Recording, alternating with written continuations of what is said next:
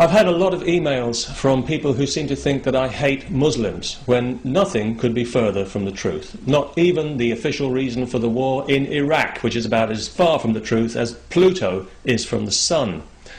But this illustrates, I think, what a quality we have as human beings. We tend to read into a thing what we want to see there rather than what's actually there, which is, of course, what makes the so-called Holy Scriptures so dangerous. Let me make this crystal clear. I have no problem with Islam, with the Islam where people just get on with their lives and pray every day and don't bother anybody else. Nor do I have a problem with any religion that has the common decency to mind its own business.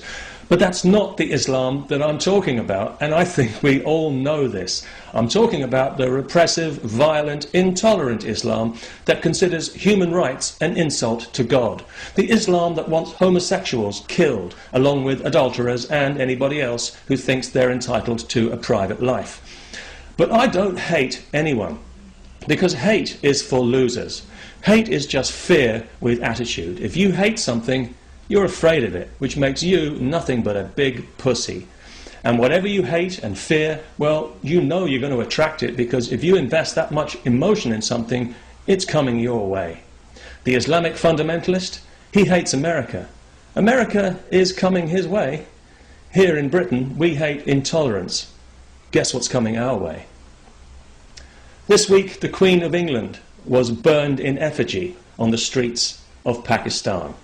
Why? Because she gave a knighthood, a pretty worthless bauble at the best of times, to an author better known for his nuisance value than for his actual writing. It doesn't mean that he has to walk around in a suit of armour, although it might be advisable if he ever goes anywhere near Pakistan, where the government has declared this an insult to Islam. Well, I mean, what isn't these days? I do find it difficult to take seriously this moral outrage in Pakistan, coming as it does from a country whose attitude to women degrades the entire human race. The real insult to Islam is the fact that in Pakistan a woman can be murdered for the crime of being raped.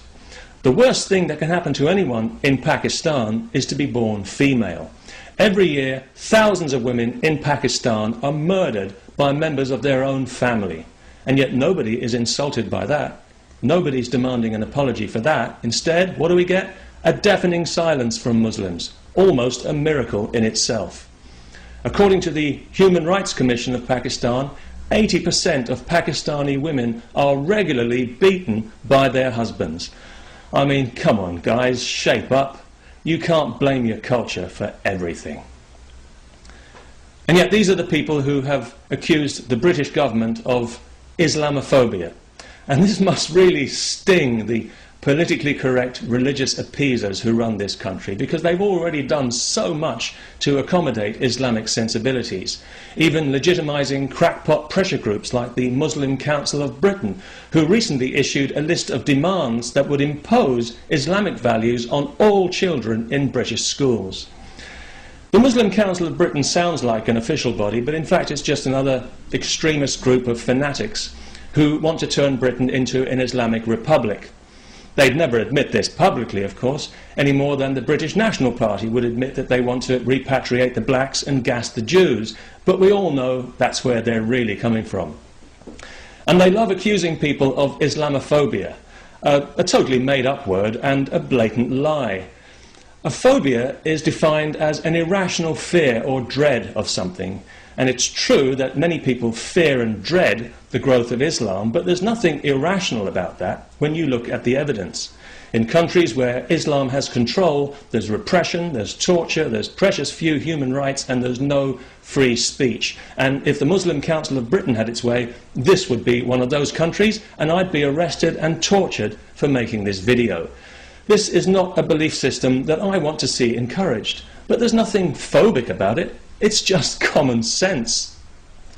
The real phobia lies with Islam itself and with all religions, with their pathological fear of reason, which they know can evaporate all their delusions in an instant, because reason to religion is like sunlight to a vampire.